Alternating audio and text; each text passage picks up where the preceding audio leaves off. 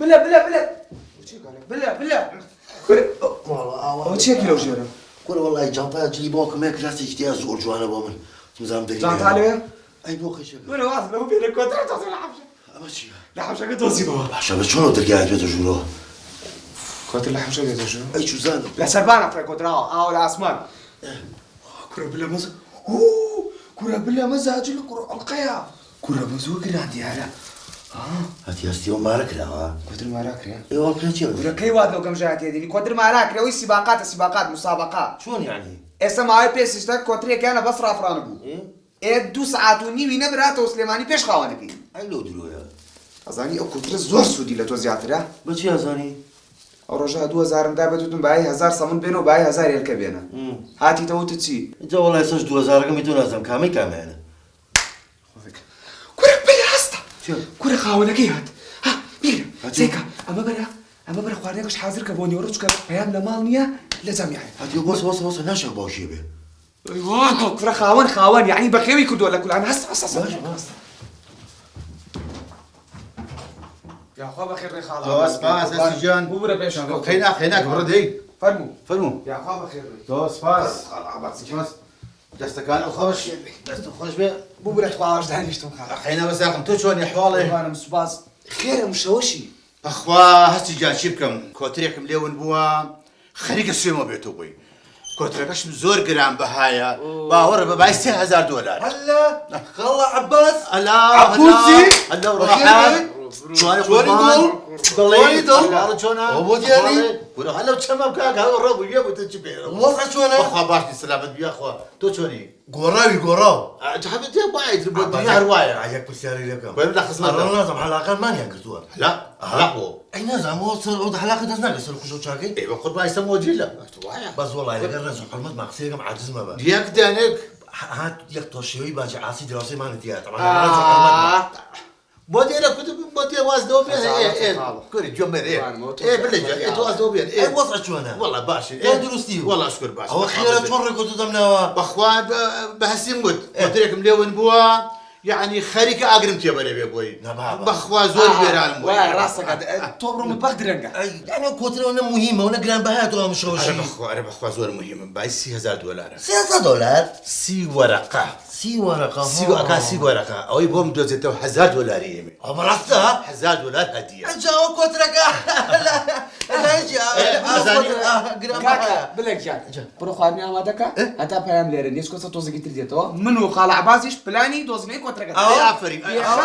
خال عباس اصحابهم دولو قول روح قربانه كاكا عباس اروح بربي قول دول زعلت انت قربانه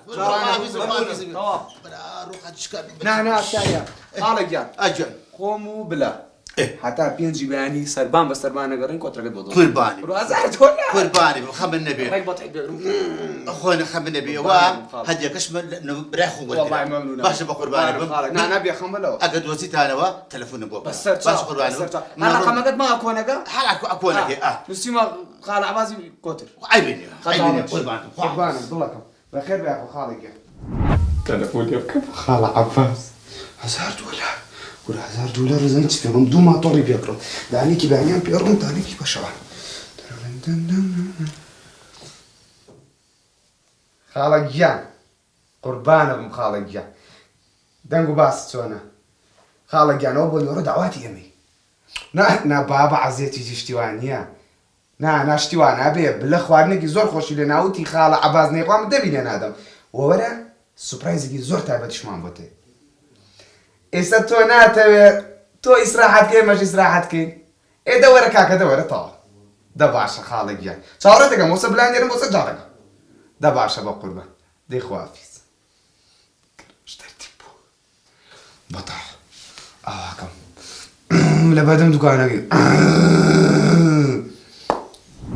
بخوا بيسي بقى عزيتنا كل بيا قسابة بو عزيتان جيش انا عزيزي خال عباس قرباني مكروه خو من ميوانا من بقرباني شام دستان خوش بيا اخوان بونا رقم في الدنيا بيمبل قدر شي راسين انا كو انا نبي لي انت بام لي نيو طاو دستي خوش بيا زور جوان لنا عيبيني عافيتي بيا خالد دولية قربان ما قربان ما قربان انا شو قرر شو كي من؟ أنا عمودة بشميرم عمود ولا مارو بو يتنيا لا يبون لا يبون مال بولام فيك كتر كنو أنكم خارج مجان فاضل سمع أم تمر سوى على يخوت معي واحد يخوت كذا كم معي ويخوت ركع إيه بس الشعب كله عبينا سوى عاد يقومنا منهم ده صاصة قسيك ممكن يكسب بدون تسر زور زور جا كشين ها هل بوش من هنا هاي ده زور باش ده قلت لكم قرارنا ما نبو واحد وابو بلا بلا يا يا لو كنت ركع بينه بعد $1 ركع برجع قلت شيء أولي هنا ما أو تزيما هو ده شو قريو قلت لك يو أولي هنا بردم تانا شو قول هو ده أما قلت لك منها أيوة تعال شو أخوي رانك إني وبالك يوالي قلت له خذ أوكسك يعني سر بري ركع ولا شو سر بري ولا سي ولا خبيا وشو سر بري يا بلال شو سر بري ها خلاني يا رجال السلامة هاتوا خلاني شو سر ها خلاني شو سر بري ها شو سر بري راسك أبو تلفون بري قلت دعوة باكو كل تلفون بري دعوة ها ولا خذ خذ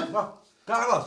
الو جواكي كعزمان انا بدي اخر انا جبر الله كذا لك والله انا كنت ابغى سي ولا كسر امري ها لا شوي لا شيء بلاو هاي سي بلاو لا شوي كعبة ولا خذ خلاني بيا قيمة وز